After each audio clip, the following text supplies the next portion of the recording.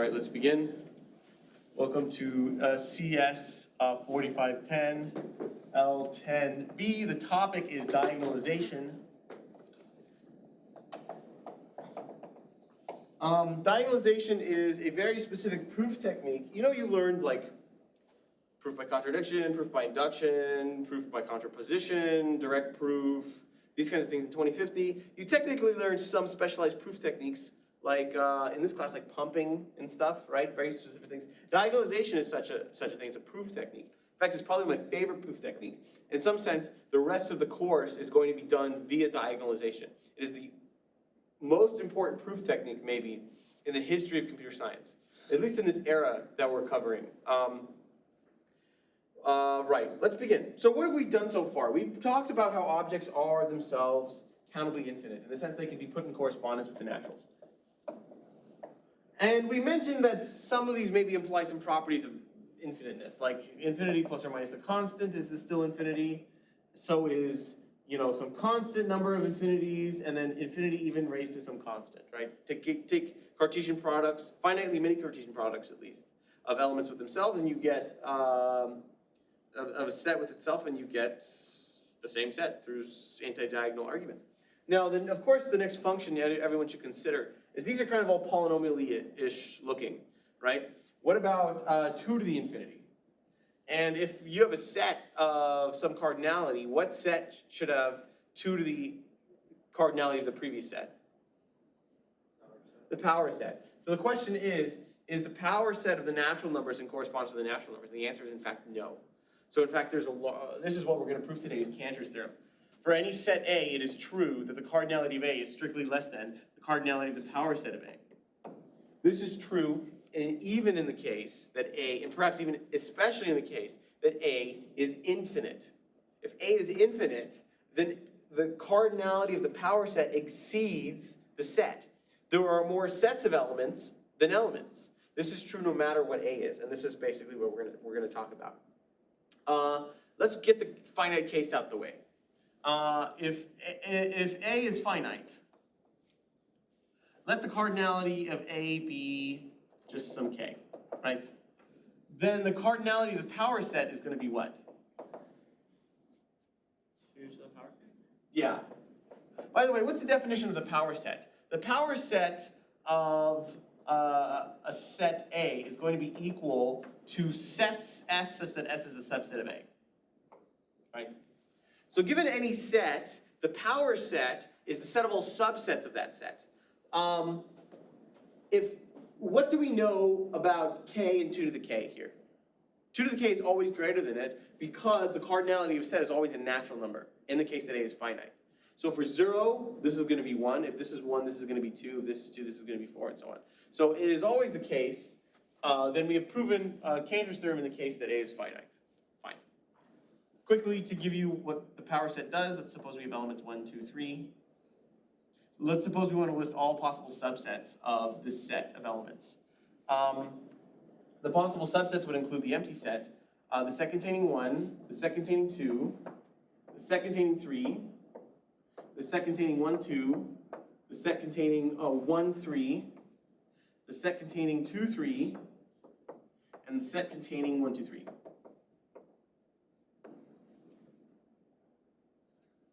So this is a set of sets. There are 7, 8 of them. Okay, good. You can always prove that the cardinality of the power set of a finite set is 2 to the cardinality of that set. That can be proven. I do it, I think, twice in 2050. You can do it by induction, where you add an additional element and you show that it's twice the number, those with and those without. You can also do it by combinatorial argument. Each one maps to some bit string, and then there's 2 to the end of those. Okay, we've proven it in the finite case. Now we need to prove it in the infinite case, right? So that's basically the whole point of today's theorem, is to prove it in the infinite case. And this is going to be an example proof by diagonalization. So we're going to be very careful going through this proof. Maybe I've said this analogy before, but Paul Erdős has this quote called, he says a proof is from the book. In the sense that there's this hypothetical book that God has in which all the best proofs of all the best theorems come from such a book. And he would say, give this analogy if a proof was particularly elegant or it had a very beautiful argument towards reaching such a theorem. The diagonalization as a technique this is very historically settled, but it was one that upset a lot of people, perhaps to violence, but it is to others one that would be, I think, from the book. So we're going to be very careful and very precise as we define the steps here. And we're going to make sure that we don't make any mistakes and that there is no trick of the light and there's no accidental thing that, sometimes people have a fake argument, for example, that pi is rational. Something like this. You can very subtly prove something incorrect if you just hide your mistakes. So we're going to be very precise in proving such a thing. And in fact, we're going to handle a special case first that A is countably infinite. So we will prove that the cardinality of the naturals is strictly less than that of the cardinality of the power set of the naturals. Okay? We can do so by proving that they're not in correspondence. First off, there is a surjection from the naturals to the power set of the naturals. Give me a surjection.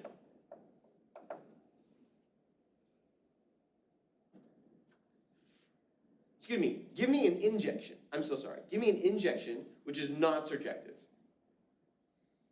Just goes to n because you have the set.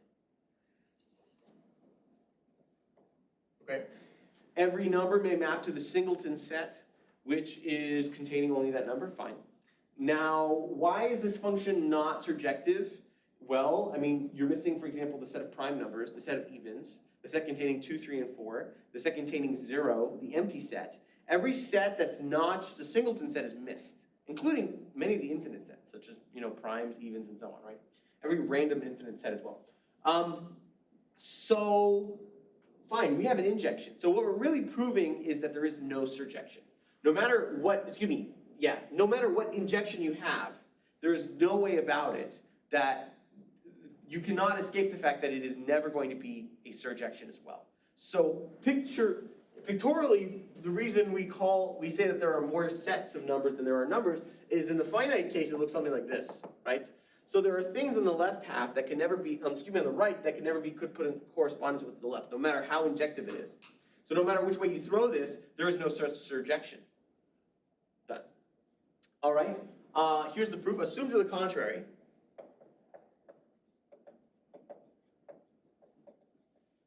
There exists a bijection from the naturals to the power set of the naturals. Okay. By our previous lemma, we may enumerate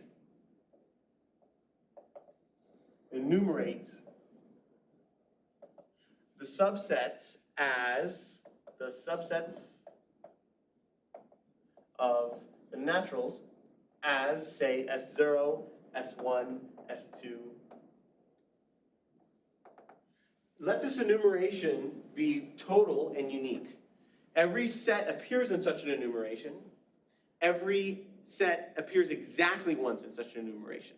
So a set does not appear twice in the enumeration, and every set appears in such an enumeration. Consider we define the following set, D, to be consisting of natural numbers such that I is not contained in Si.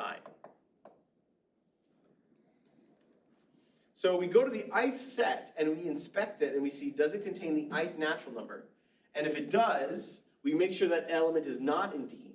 And if it doesn't, we make sure that element is in D. Note that I is in D if and only if I is not an element of Si, and equivalently, I is not an element of D if and only if I is an element of Si. Right? Now, what do you know about D? What are the elements of D consisting of, type-wise?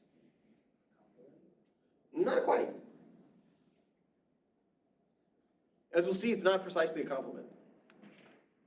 It's a complement of each set on one element, but it's not a complement of any such set. I guess what I'm saying is D consists of numbers, right? So D is a subset of the naturals, right? So therefore, we know that D is an element of the power set of naturals. right? So if D is an element of the power set of naturals, and we know we have an enumeration of the power set of naturals, what do we know about D?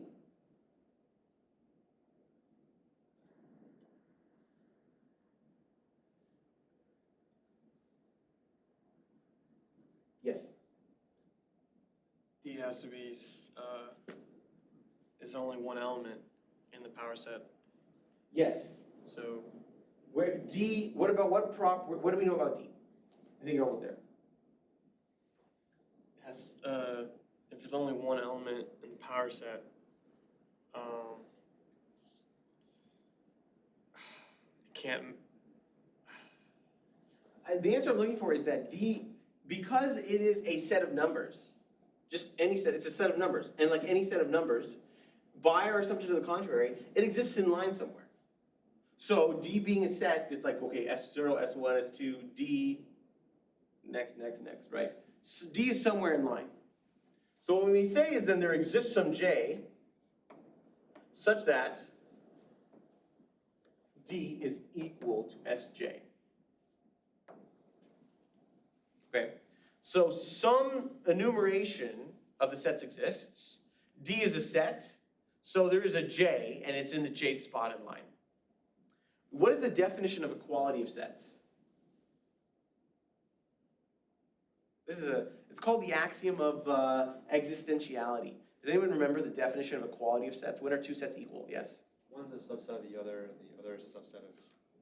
Yes. That's the useful definition, is the double set containment. But I'll tell you, it follows from the axiom of existentiality as, for all x, x is in A, if and only if x is in B.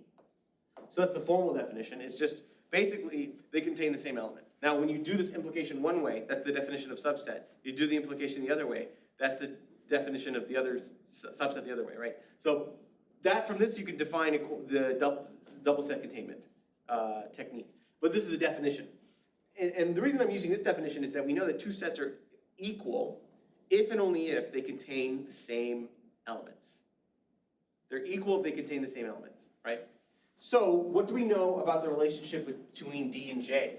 Since D is equal to Sj, we do know, just by definition of sets, that J is an element of D if and only if J is an element of Sj. So D is in the jth spot in line. I'm asking you, is J an element of D? Does it contain the number which spot in line it is? Well, what do we know about the definition of D?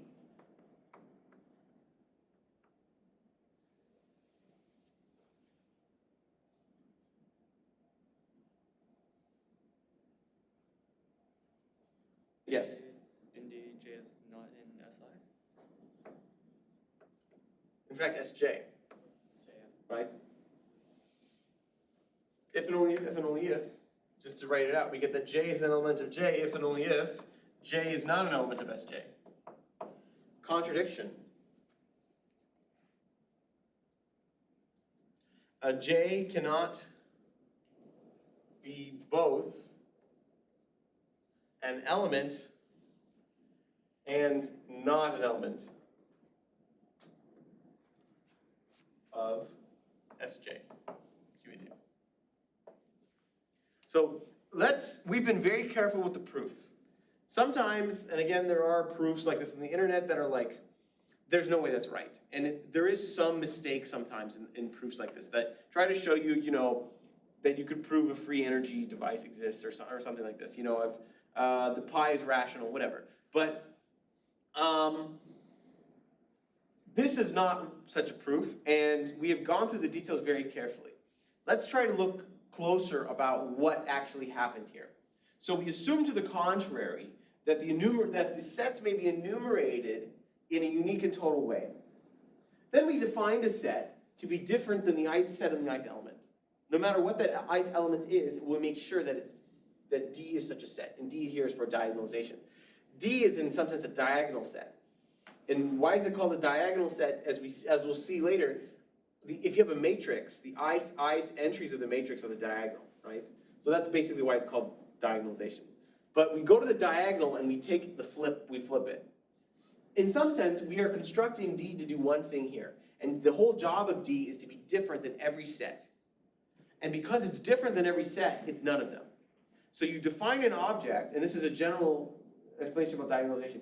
You define an object with the property that it exists to be only to be not anything useful, but simply different than every set. Because it's different than every set, it's none of them. So it's not a set, but it is a set. Kind of a contradiction. Now, why are we allowed to define D like this? The real answer is we aren't. The only reason we're allowed to construct such a D like this is because we assume to the contrary that there was such a bijection. So very subtly does the contradiction come into play. And it comes in from the fact that we may enumerate the subsets in such a way. So only if we can enumerate the subsets in such a way can such a contradictory D be constructed, to be different than every set, yet simultaneously such a set. It's a set of numbers different than every set of numbers, but that doesn't make any sense, so we reach the contradiction. But such a set can only exist if the enumeration of the subsets exists, right? Are there any questions on this proof? Do you guys believe it? Okay. Historically, this is a really controversial idea. First, because it proves that there are at least two infinities. Why are there at least two infinities? Well, we have the infinity that corresponds to the natural numbers here, and then there's a second infinity. We drop the sideways 8 symbol now, okay? Don't use that one. We say that the countably infinite sets are denoted by, how do I draw this? It's like what is that, Yiddish? Some kind of symbol. Aleph null is the, there's Greek and there's these other symbols. So that's what we correspond to the naturals.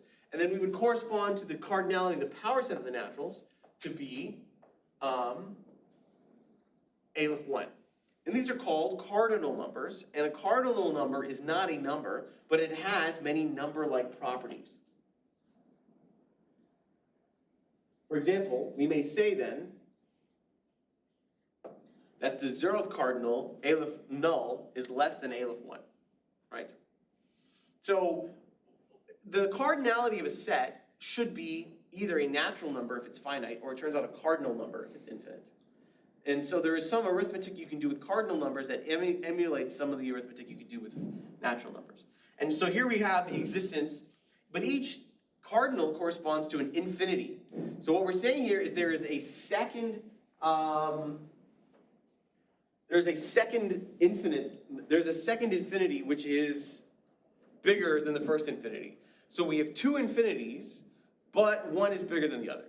So first reason that's controversial is that doesn't make any sense. Like, we're supposed to be taking basic intuitive concepts and formalizing them and extending them. And we only really deal with finite sets in the day-to-day mathematics, so why is there two infinities here? Do I use the second infinity in any useful way? No. But the proof is still correct. Many people historically, at least Cantor's contemporaries, did not like this. And in fact, it was on almost philosophical grounds, it was not published. The peer reviewers were like, yeah, I don't really like this, so let's not, maybe this isn't science, Maybe there's a mistake here. Because, again, I'll emphasize, the proof follows from incredibly subtle principles, right? It's not a direct contradiction in the same way that the square root of 2 is irrational is known to be a contradiction. But it still is correct, and it still follows.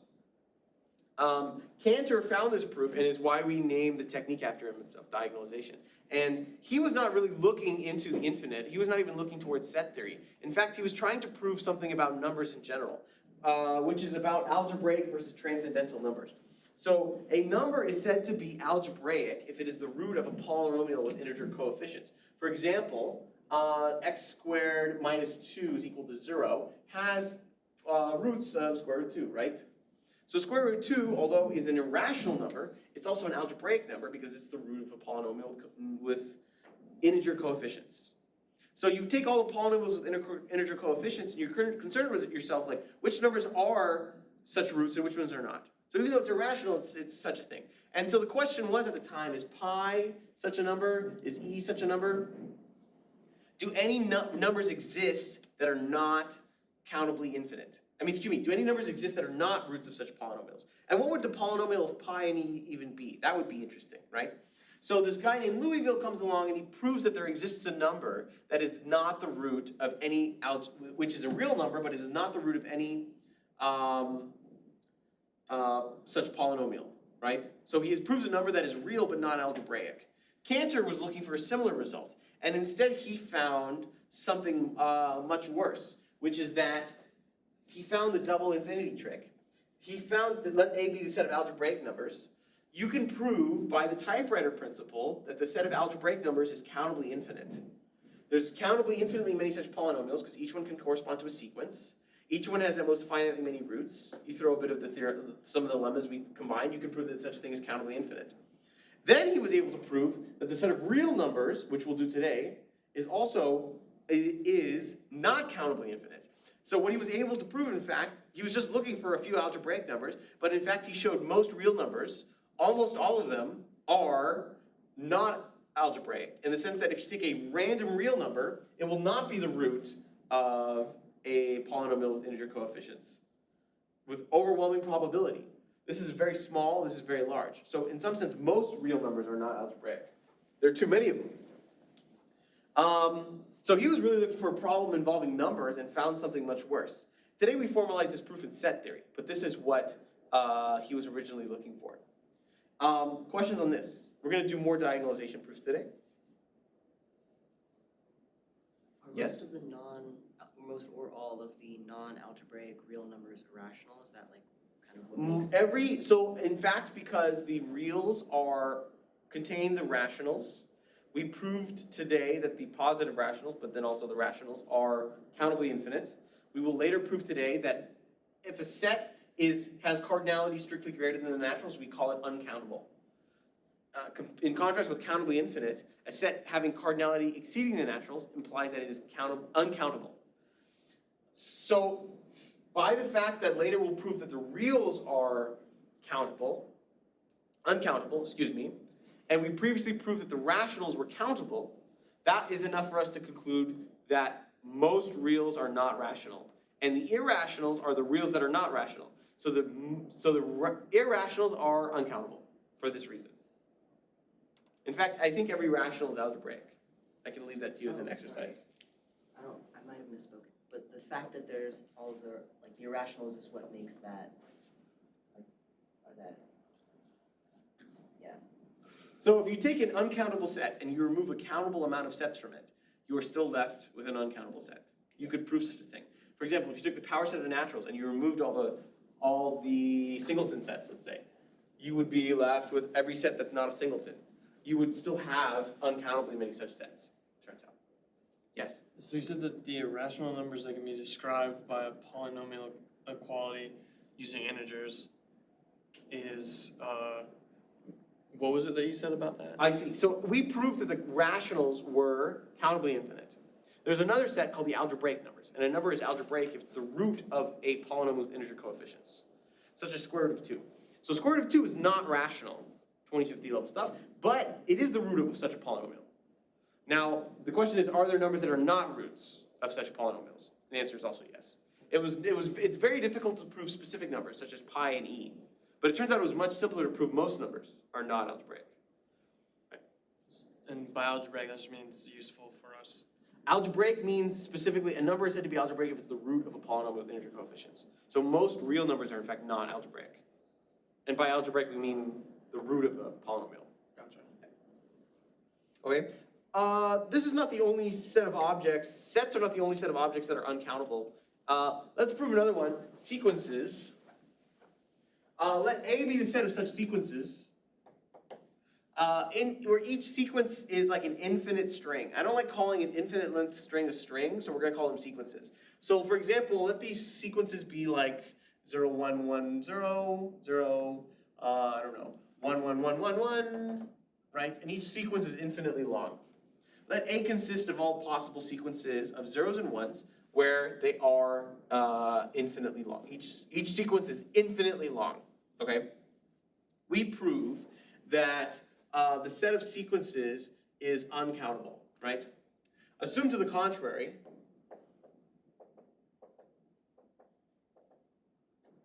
The set of sequences, may be enumerated as, let's say, chai 0, chai 1, chai 2, and so on, okay? Consider the sequence D such that you take D of I for all I is defined to take the ith sequence, the ith sequence's ith bit, and it is negated.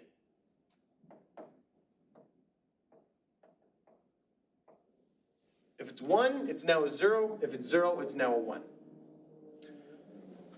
Certainly,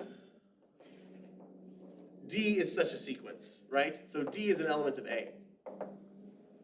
So there exists some J such that chi of J is equal to D. So since these sequences are equal, we know then for all J that chi of J is equal, chi the J of J is equal to D of J.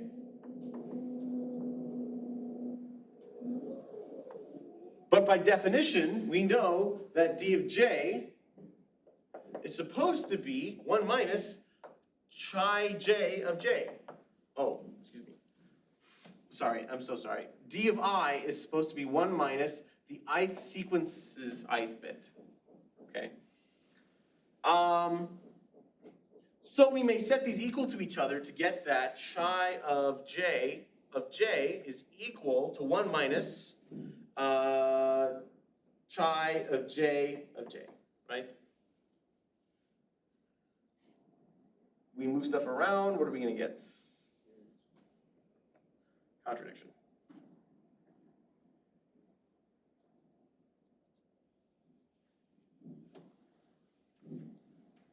So the set of infinitely long binary sequences is uncountable for a similar reason.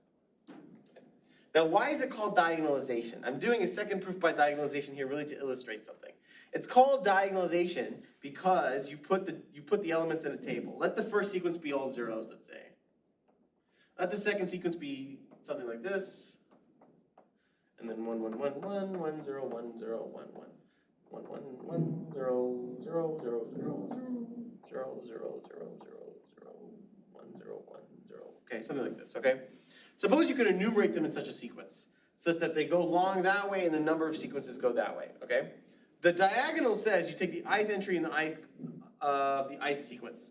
So you essentially take the diagonal, you flip it, so then D here would correspond to 1, 1, 0, 1, 1, something like this, right? So what it basically says is if D is such a sequence, then it must be inserted into the table somewhere. But by definition, it's different than every element of the table, every row of the table. So it can actually be no row of the table. Contradiction. Now, I don't want you to draw a table whenever you do it to proof by diagonalization. It's poor practice because there are many proofs by diagonalization that are so general that they cannot actually be done with the table. And the table, as we'll see, because the rest of the class is going to be doing diagonalization proofs, there are going to be so many kinds of diagonalization in which thinking about a table is going to be limiting, and you won't be able to complete such a proof. But it is why it's called diagonalization, and it works for many of the simple stuff that we'll do today. Right? Questions on that proof? Again, follows from very similar and basic principles. Yes? So basically it's just saying if you have a sequence, a set of sequences, you can, An infinite set of all sequences. an infinite set of all sequences, you can use this method to create a new sequence that is not within that set of all sequences. Therefore, that set cannot be countably infinite. Yes, exactly. And it only follows, again, assuming you can enumerate the sequences. But you can't. You cannot enumerate the sequences. For example, let's say you tried a lexicographic order on the sequences. The first sequence would be all zeros. What's the second sequence? The, I guess, last digit is a 1, except it's infinite, so there isn't a last digit. There is no last digit, exactly. As soon as you find a digit there's density properties here. As soon as you find a digit of 1, I can place one before it. And in fact, our definitions of cardinalities of sets is not only for the case the sets are countably infinite. Give me a bijection from this set of all such binary sequences to the cardinality of the power set of the naturals. Map a subset of the naturals to a sequence. Of binary numbers? Yeah, let the sequences be binary and infinitely long of zeros and ones. Let the set of natural numbers be just sets of naturals. Primes, squares, finite sets, even, everything. Give me a bijection from these two sets to each other.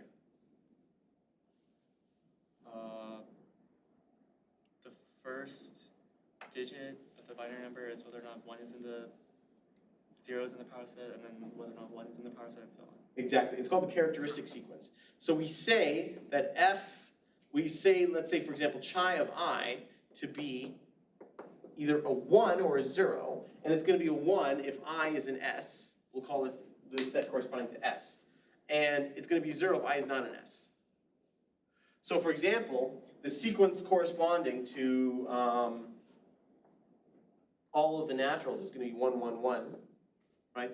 The sequence corresponding to the empty set will be all zeros. The sequence corresponding, let's say, to the the evens will be a 0 is even, right? If two sequences are equal, then the sets they map from must also be equal because those bits are going to be equal, so those elements are going to be equal, and so on. So in fact, the sequence is really just a different, these are the same proof, in fact. There's just the bijection of the proof to the other proof, right? Where the diagonal set is even constructed the same as the complement of the diagonal is just negating the elements of the set. So in fact, these two sets also have the same cardinality, right? These are in some sense the same proof.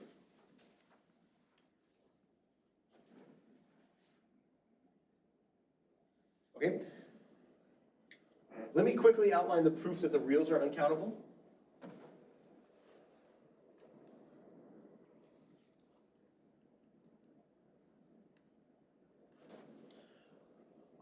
First off, we need the fact that the reals can be encoded in some way. So we encode the reals into the decimal expansion of the reals, right? And let's consider even, for example, the positive reals.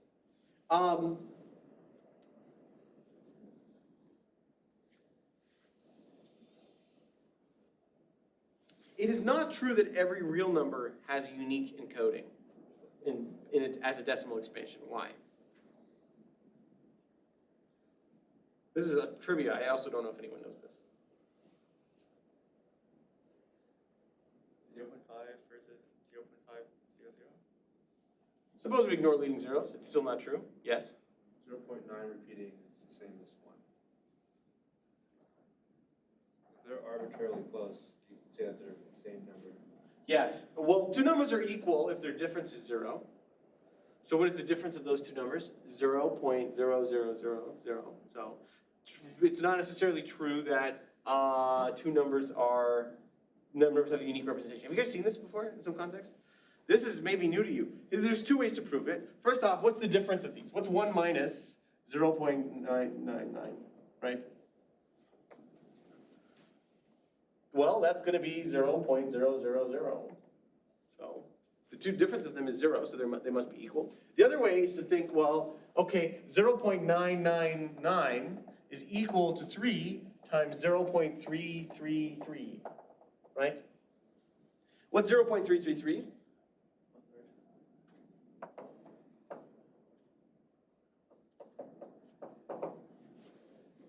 Okay. There's no trick of the light there. That's just like how it works, okay? Suppose we encode, assume to the contrary, here's the proof. Assume to the contrary,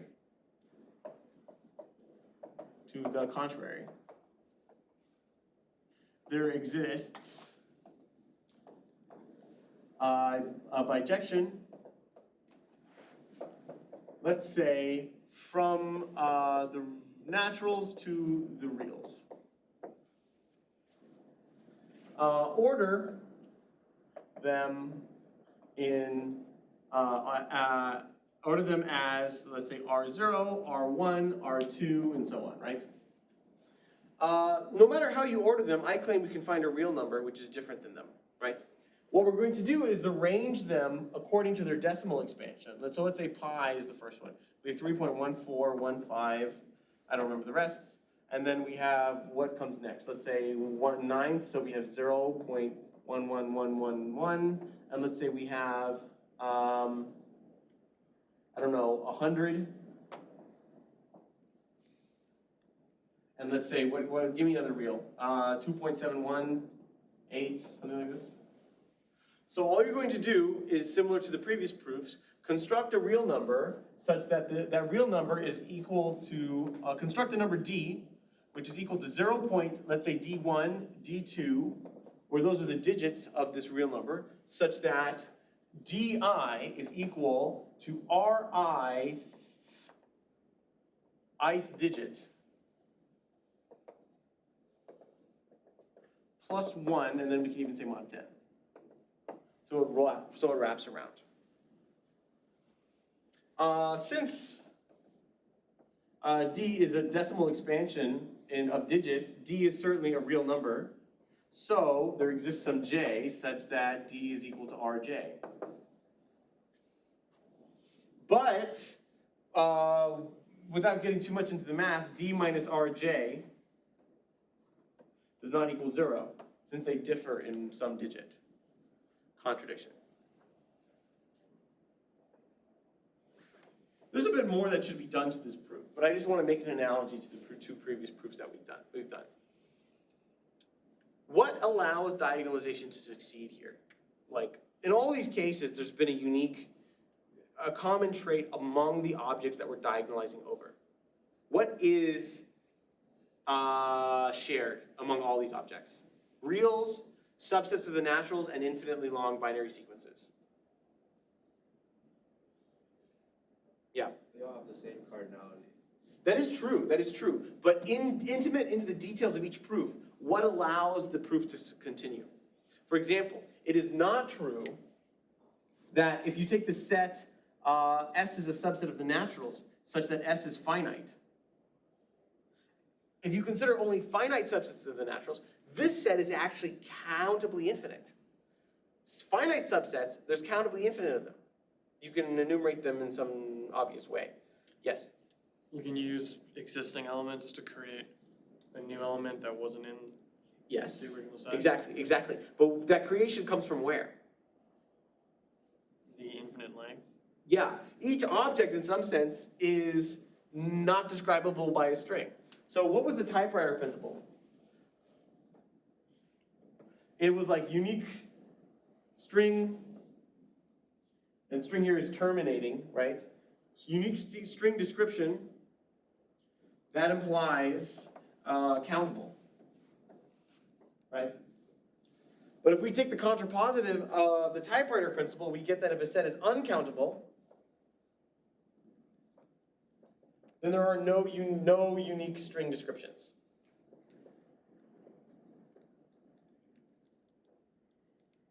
And again, I'll emphasize that a string here must be terminating.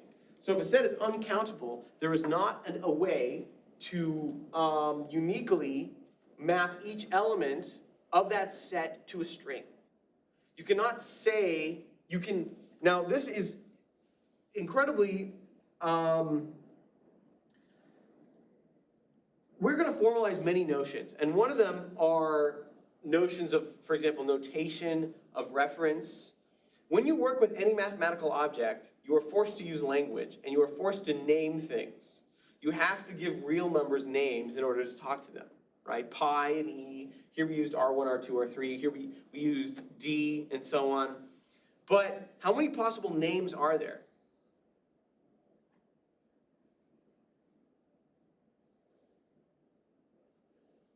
Yeah. Only countably many. Why?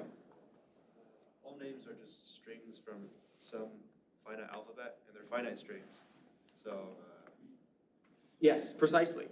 Every string is a name. Every name is a string, excuse me. We know that there are as many names as there are natural numbers.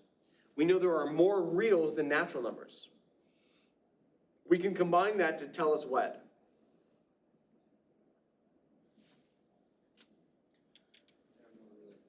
Yes. most reals. Most real numbers are unnamed.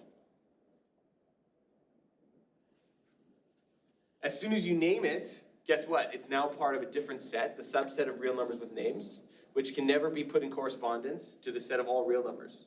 So in fact, there are many real numbers, most of them, in fact, have no name, and in fact cannot have a name. So you cannot discuss the real numbers in a way that is named. You can discuss the set of real numbers in a way that is named, but not individual real numbers. At least not all of them. Specific ones, of course, pi, e, etc., but not all of them. More questions? Questions on this one? All right, let's do two more diagonalizations.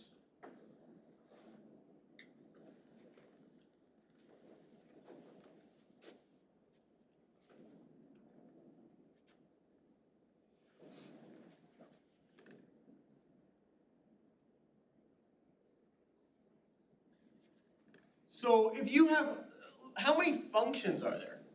That's what we're going to prove. If you have a function from finite set to finite set, do you know combinatorially how many functions are there from A to B as a function of the cardinalities of A and B? B to the A. Yes, it's going to be B to the A. And sometimes the set of functions is called BA. It's not polite, but that's sometimes what it's referred to as. You can give a quick combinatorial argument if A and B are both finite, how to do that, right? Consider, for example, if B was size 2, then each of these could be a 0 or 1, so then that would be like binary strings, right? It's the same idea. Now, how many functions are there of the form from the naturals to the naturals? It's a lot. You would say, like, it's conjecturing to say, like, Aleph null to the Aleph null. That's a lot, that's too many. We can't exactly say that, though. So what we'll just prove is that such a set is uncountable. In fact, such a set could even be put in correspondence with the reals. Consider all possible functions from the naturals to the naturals. We prove that such a set is uncountable. So assume to the contrary.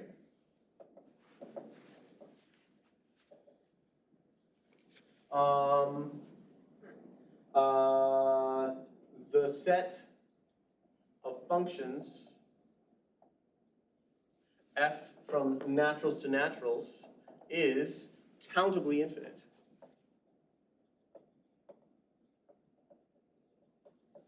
Thus may be ordered like f0, f1, f2, and so on, right?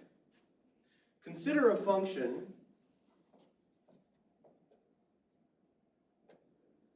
from the naturals to the naturals by g of n should be what?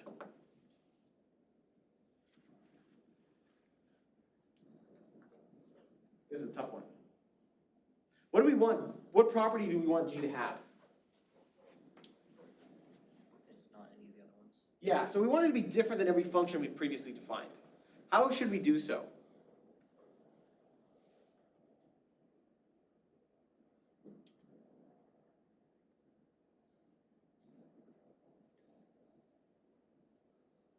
Change what each individual number maps to. So like if 0 maps to I, map it to I plus 1.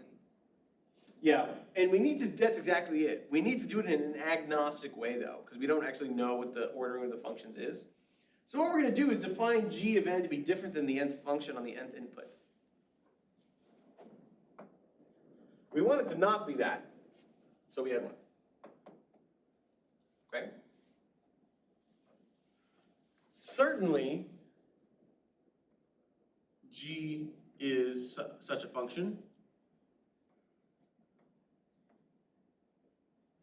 So, there exists some j such that g is equal to f of j. What is the definition of equality of functions, do we recall? They have to have the same domain and codomain, and they have to map the same elements to the same elements, right? So we also know since these two functions are equal, that g of j is equal to fj of j. If g is equal to f of j. But by definition, we also know that g of j is equal to fj of j plus 1. So combining those, we get fj of j is equal to fj of j plus 1. We get that 0 is equal to 1. Contradiction.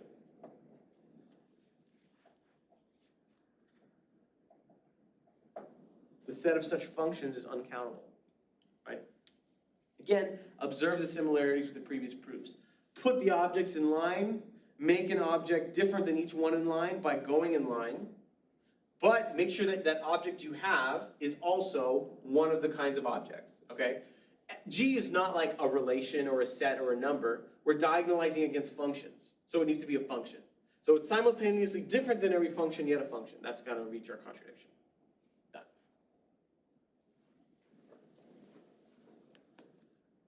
Questions on this one? Pretty cheeky. So we've only proven in the case that these sets are countably infinite. What about the power set of the power set of the naturals? And that's going to be our next topic.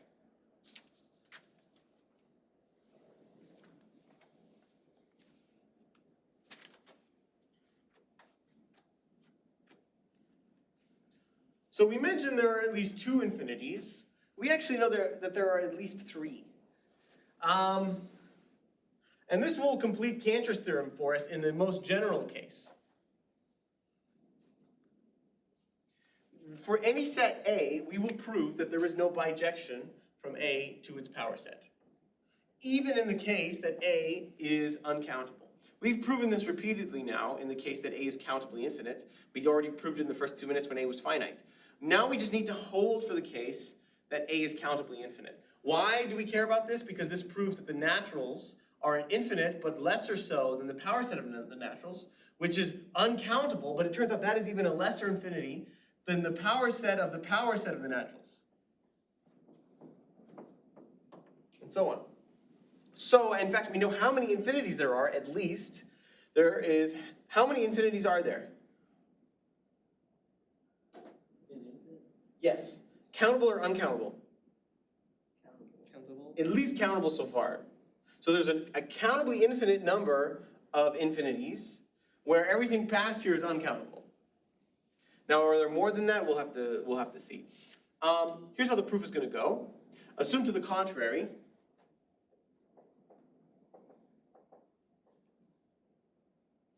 There exists a bijection from A to the power set of A for any set A. Consider the set D, which consists of elements of X, which are elements that are not mapped to sets of themselves. So what this is here is X, and then, by the way, we're not doing an ordering diagonalization. We cannot assume that the elements of A can be uniquely ordered because we're not assuming that A is countably infinite. We're just assuming there's no such bijection. So we're okay if A is uncountable. A could be the reals, A could be the power set of naturals, power set of naturals, whatever. We are considering the set of elements of A such that X, it consists of elements that are not mapped by the bijection to a set which contains that A. For example, if you mapped naturals to, let's say, numbers that are its prime factors or something, right? Whatever may be the case, such as you would not consider elements that are mapped to their own, to a set which contains them, right?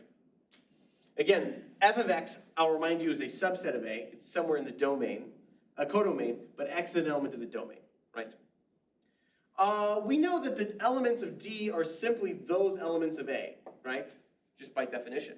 So we also know then that D is a element of the power set of A because it's a set of elements of A. So we also know, since F is a bijection, what do we know about D?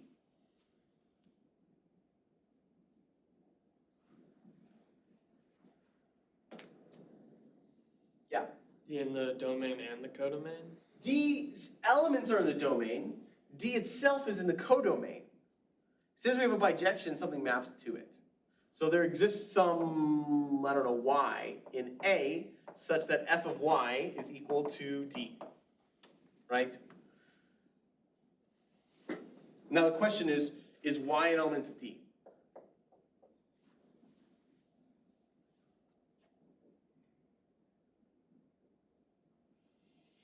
Well, these two sets are equal, right? So we know y is an element of D if and only if y is an element of f of y. But by definition of D, D only contains elements such that y is an element of D if and only if y is not an element of what's mapped to by y. Therefore, y is an element of f of y if and only if y is not an element of f of y. QED. Contradiction. Now, didn't need to assume the total ordering, but we can still arrive at such a conclusion. This proves that there are a countably infinite number of such numbers, right? So to the naturals, we correspond A of 0. To the power set of the naturals, we correspond A of 1. To the power set of the naturals, we correspond A of 2, and so on. So there are a countably infinite number of infinities, right? These cardinal numbers, we at least know there's infinitely many of them. Questions on this proof? Yes?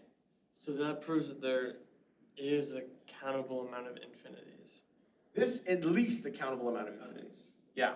We don't know if there's uncountable, but we've enumerated the fact that the power set of the power set is distinct from the power set. And in fact, since this holds for any A, the power set of the power set of the power set must be distinct from the power set of the power set. And inductively, all those are different. But doesn't that say that it's uncountable? Yes. So everything past here is called uncountable. But in the uncountableness, there are different uncountables. Okay. In practice, these are like the only two that matter. You'll never, you'll average even a very, I mean, you could do all calculus in the reals. So you don't really need anything. Subsets of reals is such a high level of mathematics, no one ever goes here. This is totally into the, this is not human, okay? Average everyday mathematics occurs here. You need a little bit of calculus, fine, you go here. Nothing needs this, but they exist, which is what's interesting. So countable and uncountable, if you just want to stick with those, you're fine.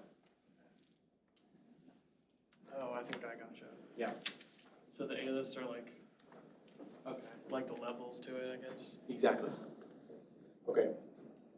I think I can give you one more diagonalization proof just to show you the diversity that exists. And I think I was going to give this as an exercise, but it's too much fun, so I'll just do it here.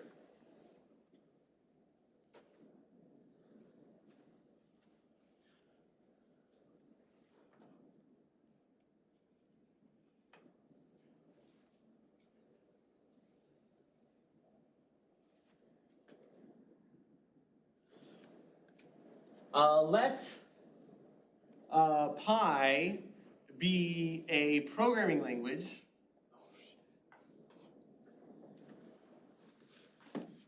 which is impossible to define an infinite loop. Such programming languages exist. Okay, they were studied historically when we were first writing our first programming languages, right?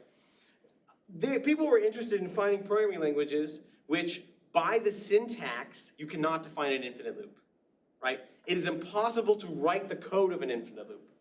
Not the case that you can write an infinite loop but someone else stops the program. That's not what we're saying. What we're saying here is that the syntax prevents you from defining an infinite loop. For example, if it allows loops at all, they must be a constant. They must be hard-coded, and the number of iterations of the loop is known before. There are such programming languages. They exist. Ritchie, who wrote C, wrote such a language. It was called do-loop, I think, something like this. They're out there, okay? And I'm not talking the ones that are meant to be like weak on purpose. I'm saying that these are languages that are trying to be very strong, but prevent this one condition. if pi is such a programming language, I claim that pi can never be Turing complete.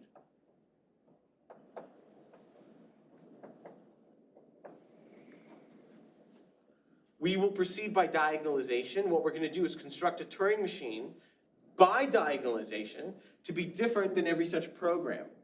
It's going to be a Turing machine that halts on all inputs, but is not such a thing. Now you may say immediately, obviously, well, there exists a Turing machine that gets stuck in a loop. There exists, but there's no program that gets stuck in a loop. Isn't that sufficient to prove the difference? And the answer is no, because when we're considering languages, consider M on input W, it gets stuck in a loop, versus M prime on input W to reject. What is the language of M prime here?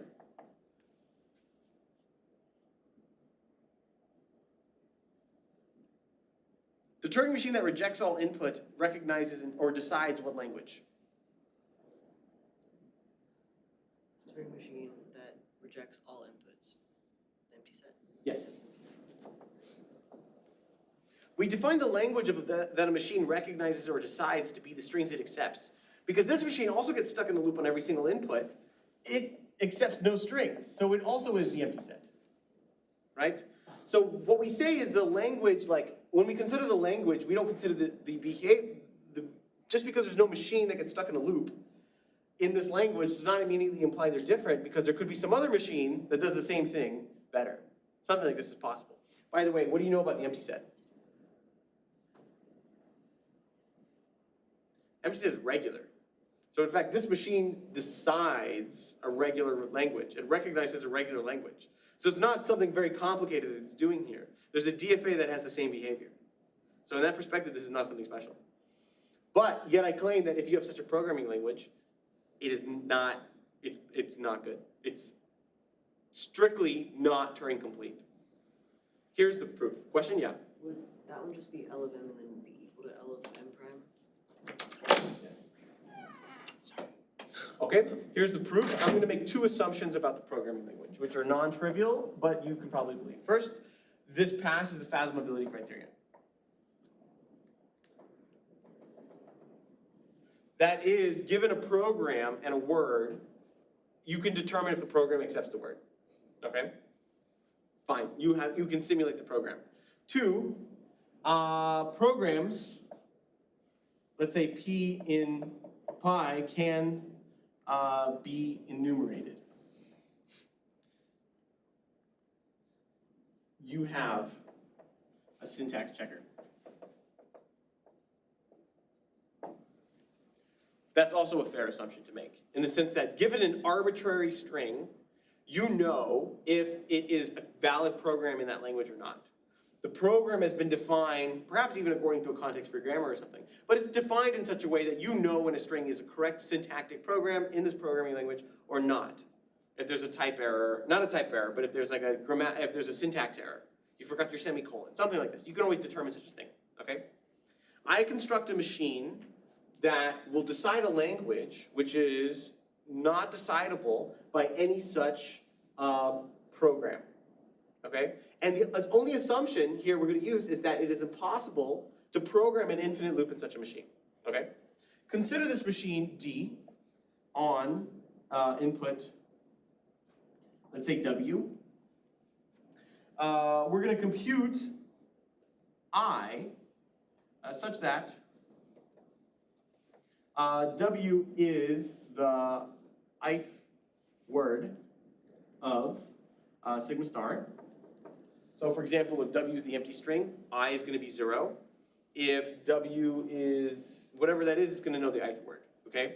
By the way, we're using a high-level pseudocode, but know that this implements a Turing machine, okay? We're going to compute such an I. Then, knowing I, we're going to compute pi of this. How can we compute the ith syntactically correct program of any programming language?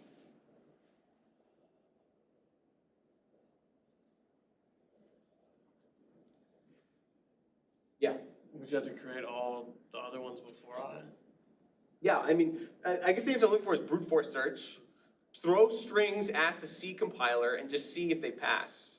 right? I think the empty string might be a valid Python program, but not a valid C program, for example. I think the file containing a single 0 is a valid C program, something like this. So you just find them in lexicographic order. I mean, there's very few of them. I mean, you're gonna hit a lot of dead ends. But eventually, you keep a counter, you can find the ith program, lexicographically so.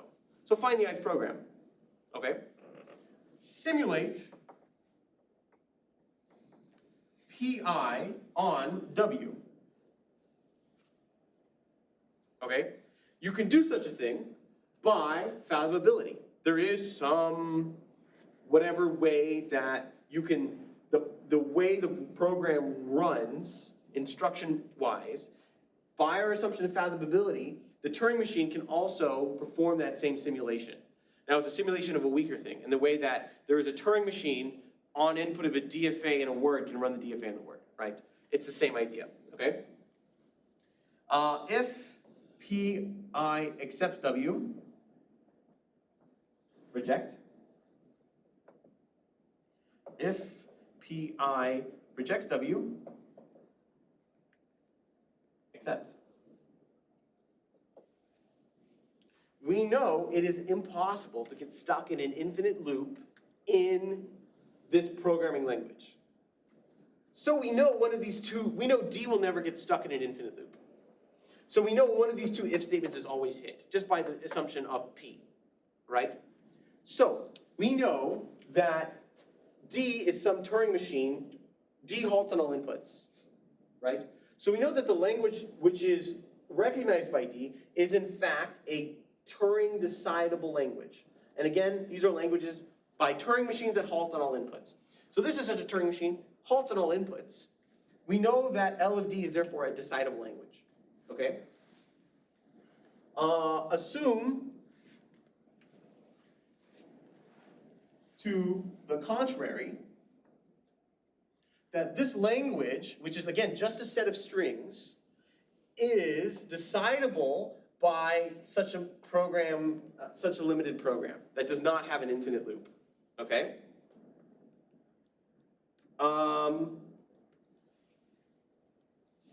If it is decidable by such a program, then there exists some P in pi such that L of P is equal to L of D, okay?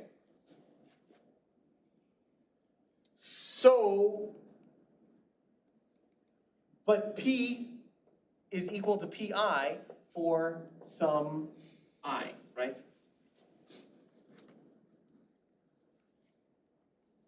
So we know that WI is the ith word is an L of P if and only if WI is in L of D. But by construction, we said WI is an L of D if and only if WI, which is the ith word, is not accepted by the ith program, right? So it's not an L of PI. The Turing machine D here exists to run each program which terminates, ask it a question, and then make sure it does the opposite. It diagonalizes over every such program. So this Turing machine will only accept a word, it'll only accept the ith word if the ith machine rejected it. So if the ith machine accepts, then this machine must reject, and therefore they are different. So it cannot be the case that the ith word is accepted by the ith machine, and the ith word is rejected by the ith machine simultaneously. The machine cannot both accept and reject the same word. Therefore, we may conclude that this language, which is not something nice, it's just some random assortment of strings, is not an element, therefore, of L of pi.